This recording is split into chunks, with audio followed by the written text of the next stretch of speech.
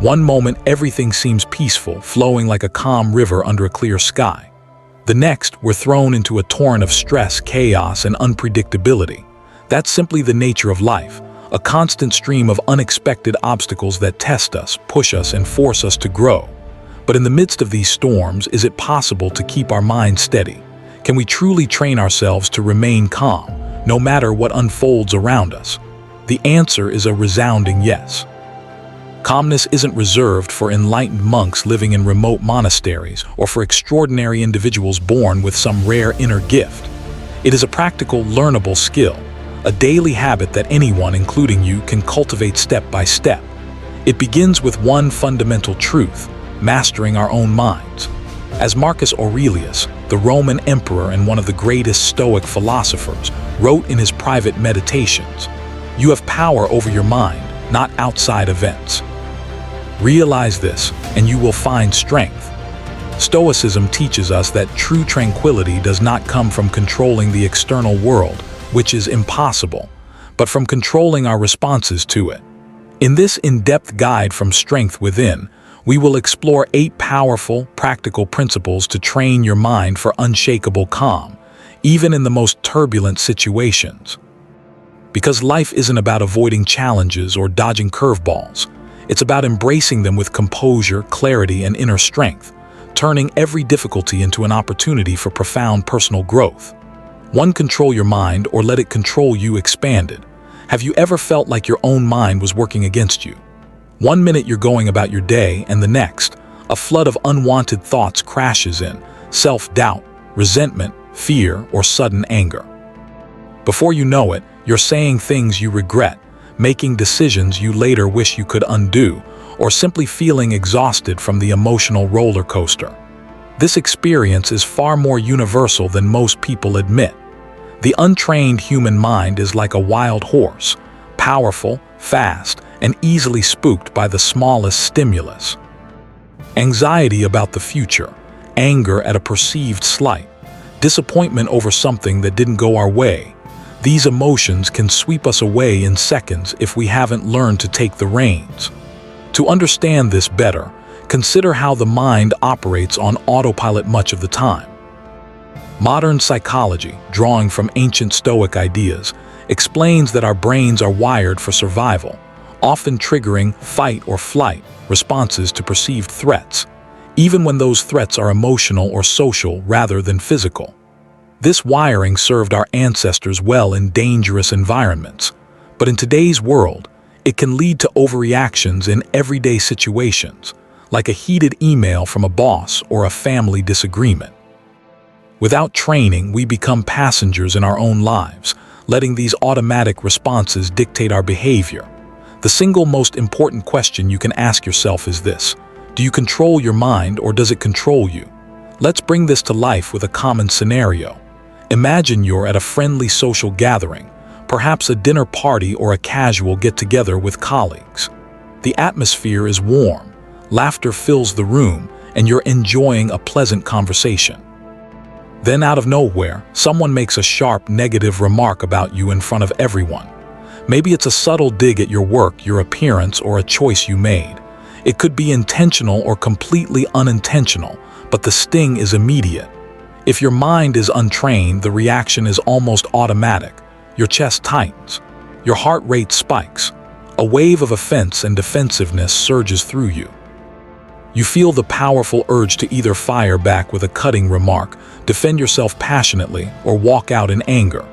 This chain reaction happens because the brain's amygdala, the emotional center, hijacks the rational prefrontal cortex. In that split second, logic takes a backseat to instinct. But here's the crucial pause. Is that truly you reacting, or is it just an automatic reflex of an untrained mind? Epictetus, the former slave turned influential Stoic philosopher, gave us one of the most liberating insights in all of philosophy. People are disturbed not by things, but by the views which they take of them. Or, more simply, we suffer not from the events in our lives, but from our judgments about them. The remark itself is neutral. It's just words coming out of someone else's mouth. What turns those words into pain is your interpretation. If you instantly judge, This person is attacking me, they think I'm worthless. Then yes, you will feel wounded, angry, humiliated. But if you interpret it differently, this is simply one person's subjective opinion, colored by their own mood, insecurities, or bad day, then the remark loses its power. It passes through you like a breeze instead of a storm. To expand on this, let's think about the science behind interpretation. Cognitive behavioral therapy, CBT, which has roots in Stoicism, teaches that our thoughts create our emotions. A single event can be framed in countless ways. For instance, if the comment was about your recent project failing, an untrained mind might think, "I'm a failure, everyone sees it." But a trained mind reframes. This is feedback on one aspect. It doesn't define my whole self-worth. This reframing isn't denial, it's perspective-taking, a skill that reduces emotional intensity by up to 50% according to studies from psychologists like Aaron Beck. Stoicism does not teach emotional suppression. It does not ask you to become a robot who never feels anger, hurt, or disappointment. Instead, it teaches emotional mastery, acknowledging the feeling fully, but refusing to let it dictate your actions. Suppression leads to resentment building up like pressure in a volcano, eventually erupting. Mastery, on the other hand, is like channeling a river, directing the flow productively. So what does that look like in practice at that dinner party? Instead of reacting instantly, you take one slow, deep breath. You feel the anger rising. Good, you notice it. You observe it almost like a scientist studying a specimen. Ah, there's the familiar heat in my chest, the quickened pulse, the urge to defend myself. You name it without judgment. This act of observation, often called metacognition, creates a gap between stimulus and response, as Viktor Frankl described in his book Man's Search for Meaning. Then you choose. You meet the person's eyes not with hostility but with calm curiosity. You respond gently, if at all. Interesting perspective, or simply smile and change the subject. Or if the comment truly doesn't deserve a response, you let it go entirely, perhaps excusing yourself to grab a drink and refocus. By doing this, you've accomplished something remarkable. You've protected your inner peace, preventing a minor incident from ruining your evening. You've avoided saying something you'd later regret, which could escalate into a full-blown argument.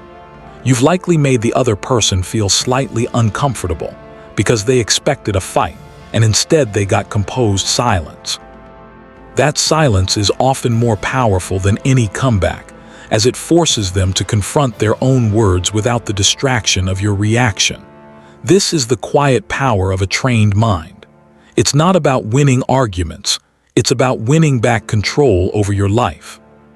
In fact, research from neuroscientists like Richard Davidson shows that regular practice of such mindfulness techniques can physically reshape the brain, strengthening areas associated with emotional regulation and reducing the amygdala's overactivity. Building this skill doesn't happen overnight. Start small. The next time you're stuck in traffic and someone cuts you off, instead of honking and cursing, take a breath and say to yourself, "I can't control their driving. I can only control my reaction." The next time a colleague makes a sarcastic comment, pause before responding. Observe the emotion, then choose your action deliberately. Incorporate daily rituals like journaling your reactions at the end of the day. What triggered me? How did I interpret it? How could I reframe it next time? Over weeks and months, this practice rewires your mind. You begin to notice that you are no longer a slave to every passing emotion. Patterns emerge. You see how certain situations repeatedly hook you, and with awareness, you break the cycle. You become freer to choose how you feel, how you respond, and ultimately how you live. Relationships improve because you're less reactive. Productivity soars because you're not derailed by distractions, and overall well-being increases, as studies link emotional mastery to lower stress levels and higher life satisfaction. But this is just the beginning. As we move to the next principle, remember, controlling your mind is the foundation upon which all other calm building skills rest. 2. Anger does solve problems expanded. Anger feels incredibly powerful in the moment. When someone wrongs us, when life feels unfair, the rush of adrenaline makes us believe that yelling, arguing, or retaliating will somehow restore justice or make us feel in control again. It's a primal response, rooted in our evolutionary past where anger fueled survival in threats like territorial disputes or physical dangers.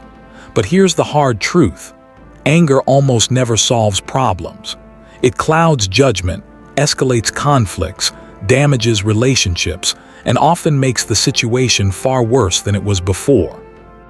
In fact, according to the American Psychological Association, uncontrolled anger is linked to increased risks of heart disease, weakened immune systems, and even shorter lifespans. It doesn't blow off steam, it builds more pressure. Picture yourself driving on a busy highway during rush hour.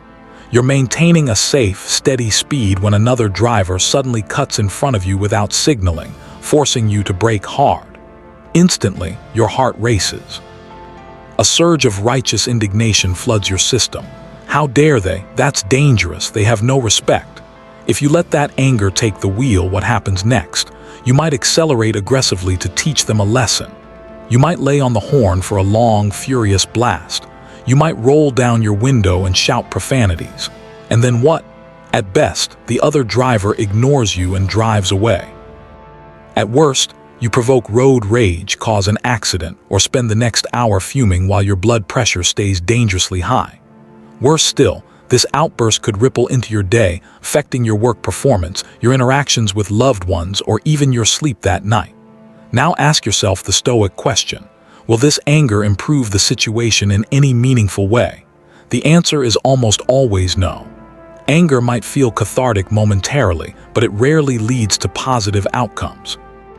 Instead, it often creates new problems like strained relationships or regrettable decisions made in the heat of the moment. Epictetus reminds us again, it's not what happens to you, but how you react to it that matters. When anger arises, it is a signal. Something feels wrong, unfair, or threatening. That's valuable information. But instead of letting it explode outward, use it as a prompt to pause and reflect.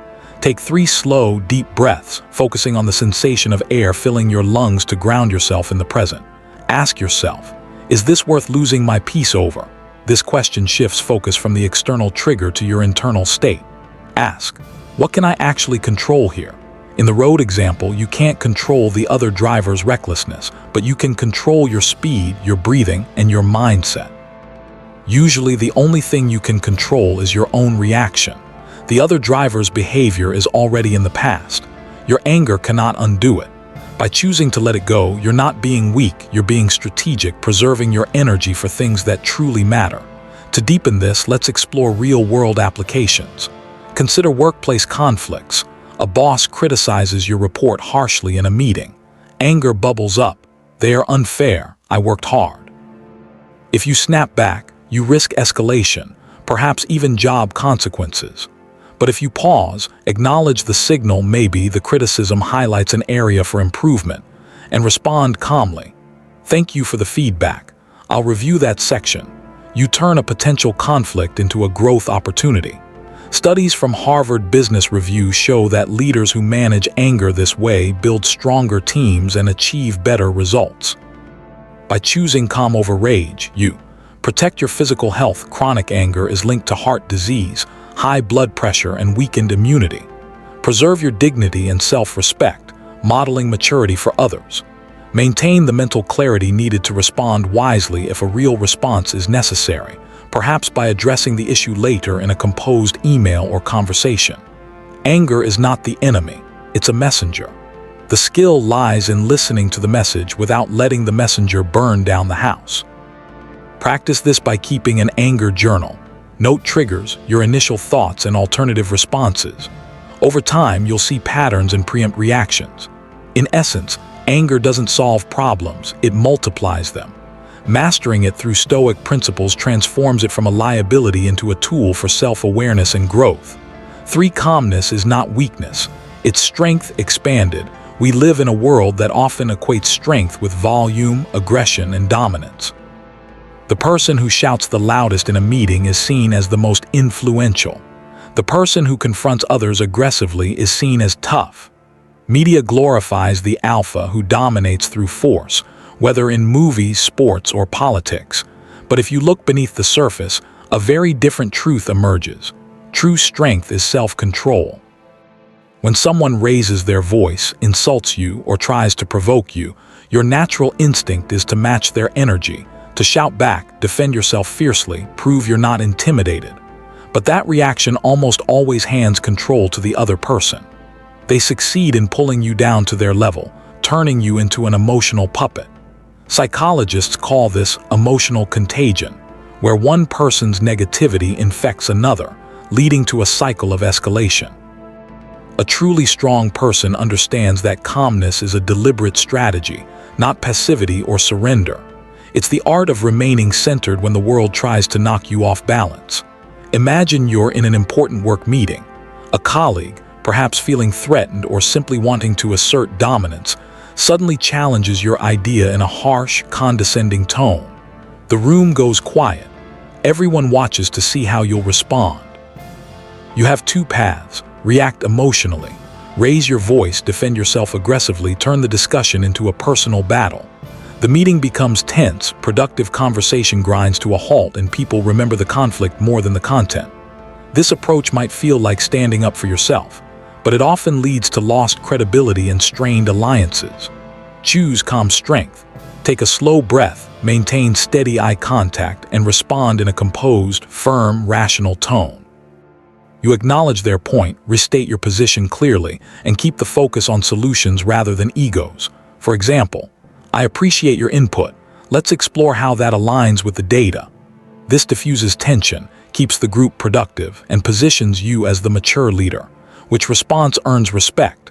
Which one makes others think, "I want to be more like that person"? Research from the Journal of Applied Psychology indicates that calm leaders are rated higher in effectiveness and trustworthiness. History is filled with examples of this truth.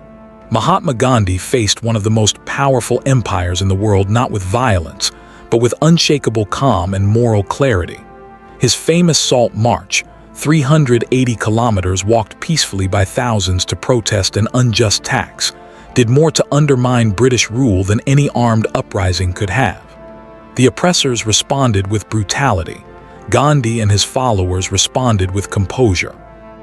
That contrast shook the empire to its core, inspiring global movements for civil rights. Gandhi's approach wasn't weakness, it was calculated strength, leveraging calm to expose injustice.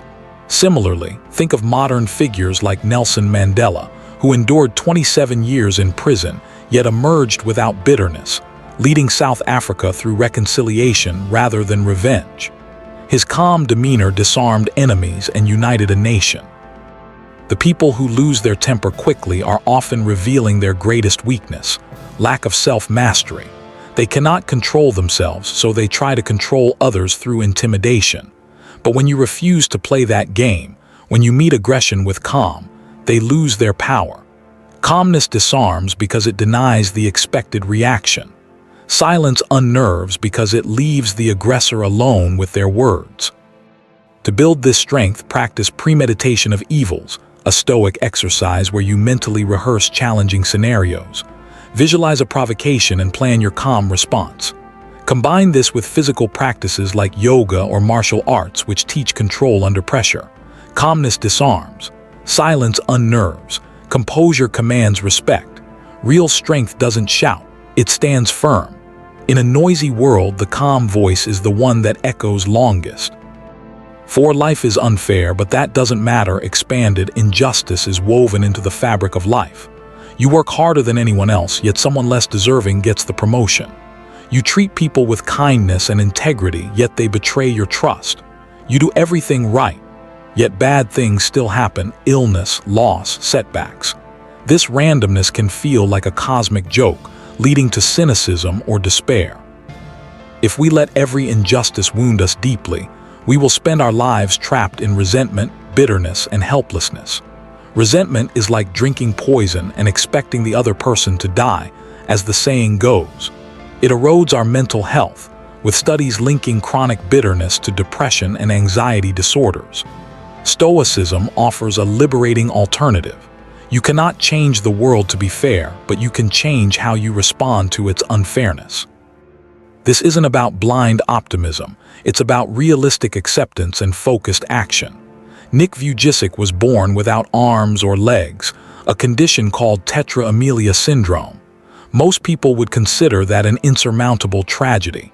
As a child, Nick struggled with deep despair, bullying, and even suicidal thoughts. Society labeled him disabled, limiting his opportunities.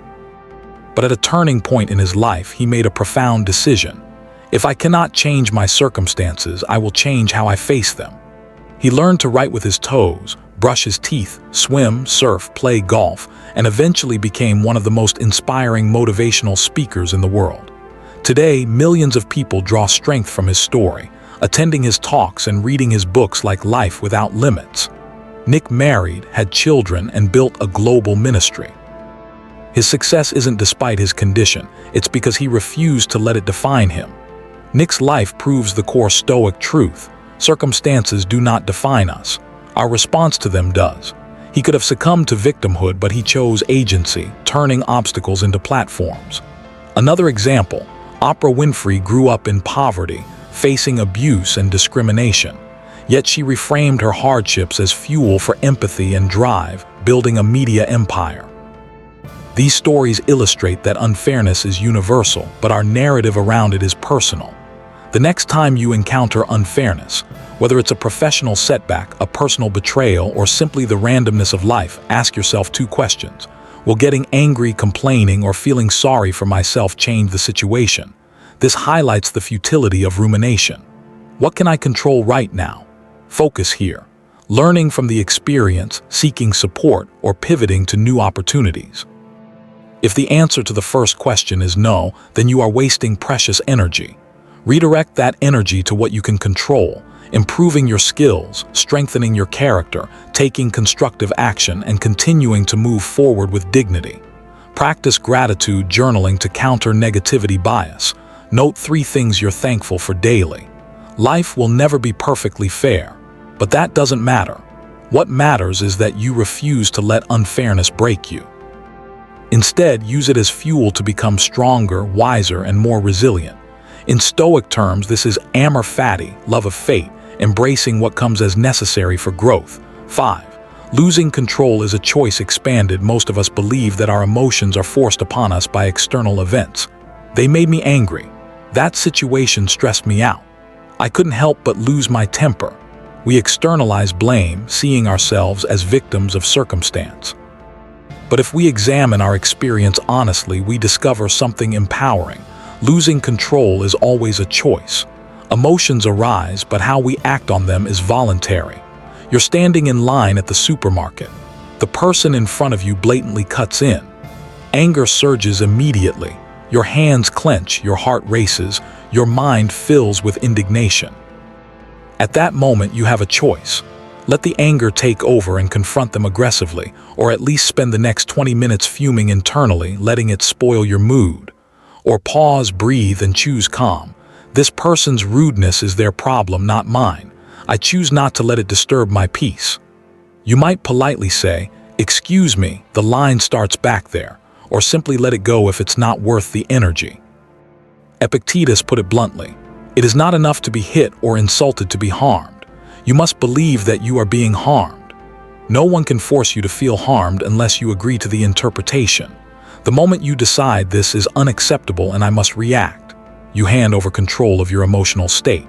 This is echoed in modern therapy like REBT, Rational Emotive Behavior Therapy by Albert Ellis, which teaches that events don't cause distress, our beliefs about events do.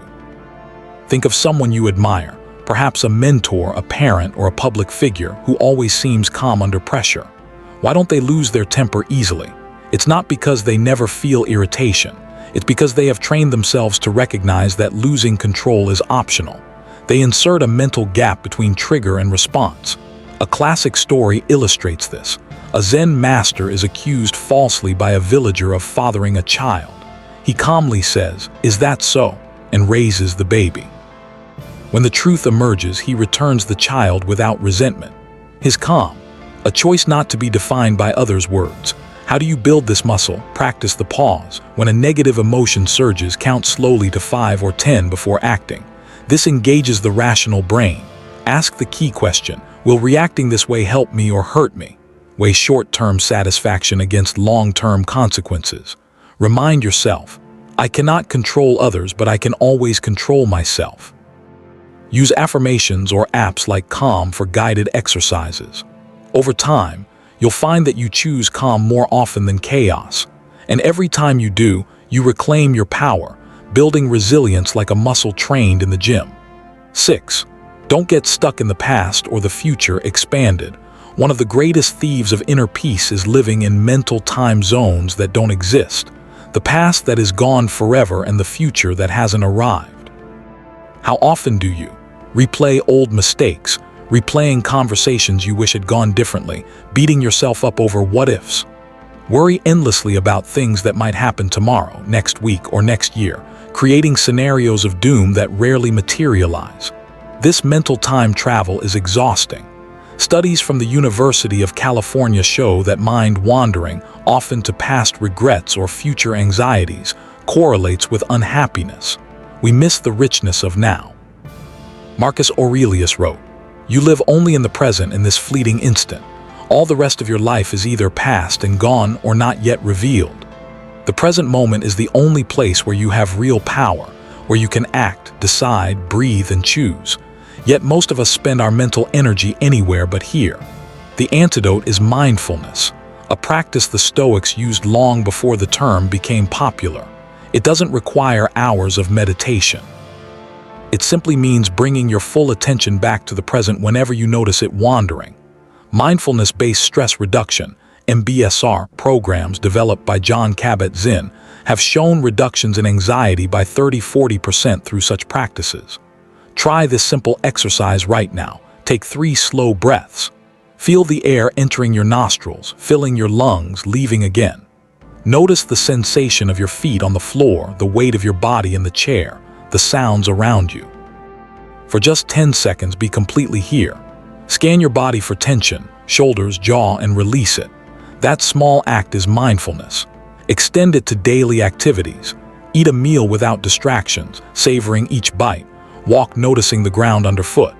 Tennis legend Novak Djokovic once admitted that early in his career, he was constantly haunted by past losses or anxious about future matches. That mental time travel cost him focus and composure during crucial points. When he trained himself to live fully in each point, forgetting the previous mistake, not worrying about the next game, his performance soared. He became not just a better player, but a calmer, more present human being, winning 24 Grand Slams. You can do the same.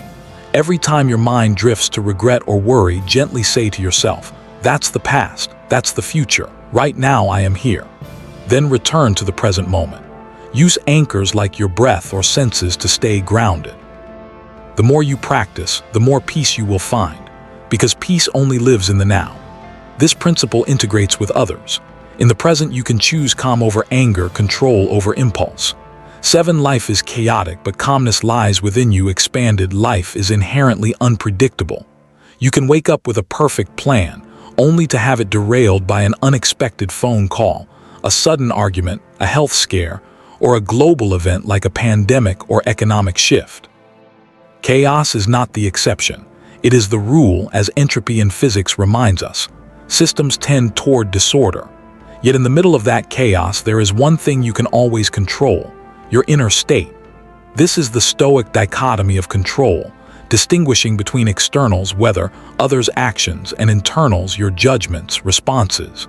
When everything around you feels like it's falling apart, the person who can remain calm becomes the eye of the storm. They don't get swept away by panic, anger, or despair. They think clearly, they act wisely. They preserve their strength for what matters. Imagine you're driving in heavy traffic. Another driver suddenly swerves in front of you, forcing you to brake hard. You could explode in rage, honking, cursing, letting the adrenaline flood your system. Or you could take a deep breath and say, "This has already happened. My anger won't change it. I choose to stay calm and focus on the road ahead." That simple choice keeps you safe, keeps your mind clear, and protects your peace. Extend this to larger chaos. During a family crisis, instead of panicking, you breathe, assess, and support calmly, becoming the anchor others need.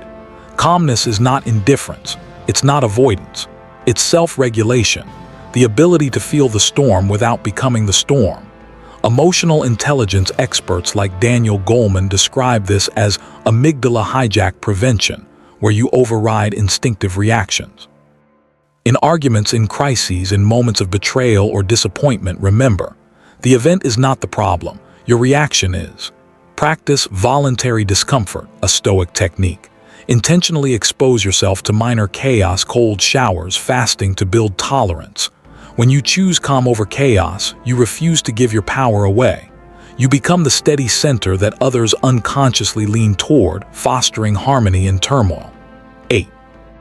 Don't let circumstances define you. Expanded. Perhaps the most liberating truth in all of Stoicism is this: your circumstances do not define who you are. Only your response to them does. You may have been born into hardship. You may be facing challenges that seem overwhelming: financial struggle, health issues, broken relationships, professional failure. Society may whisper or shout that your situation determines your destiny, labeling you based on background, mistakes, or setbacks. But you have the power to say no. Circumstances are the cards you're dealt. Your response is how you play them. Epictetus, who spent much of his life as a slave, taught, "It's not what happens to you, but how you react to it that matters." Imagine a young person growing up in poverty, constantly told by teachers, neighbors, even family, "You'll never amount to anything. Look at where you come from." At first, they might believe it. They might accept the label of victim or someone who can't succeed, internalizing a fixed mindset as described by psychologist Carol Dweck. But one day they have a realization: my circumstances are just the starting point, not my identity. I'm not defined by where I began. I'm defined by what I choose to do next. From that moment, everything changes. They study harder, perhaps through free online resources like Khan Academy. They seek mentors via community programs. They take small, consistent actions, saving pennies, building skills, networking. They persist through rejections, viewing them as data rather than defeat. This mirrors stories like J.K. Rowling, who wrote Harry Potter while on welfare, facing rejection from 12 publishers. Her response: perseverance, turning desperation into a billion-dollar legacy. When life hands you adversity, you have two paths. Let the circumstance define you, feel helpless, blame fate, give up, perpetuating a cycle of stagnation. Define yourself through your response. Accept reality, focus on what you can control, and keep moving forward with dignity and determination. Use tools like goal setting, SMART goals, and visualization to map your path. The second path is the Stoic path. It is the path of inner freedom, where you author your story. Practice daily affirmations. I am more than my challenges. Seek inspiration from biographies of overcomers. In conclusion, these principles form a blueprint for calm. Apply them consistently, and chaos loses its grip. Final thoughts from Strength Within: training your mind to remain calm in any situation is not a one-time achievement. It is a lifelong practice, a daily discipline of pausing, breathing, observing, and choosing. But every time you choose calm over chaos, composure over reaction, presence over worry, you grow stronger. You grow freer. You grow into the person who can face any storm with quiet, unshakable strength.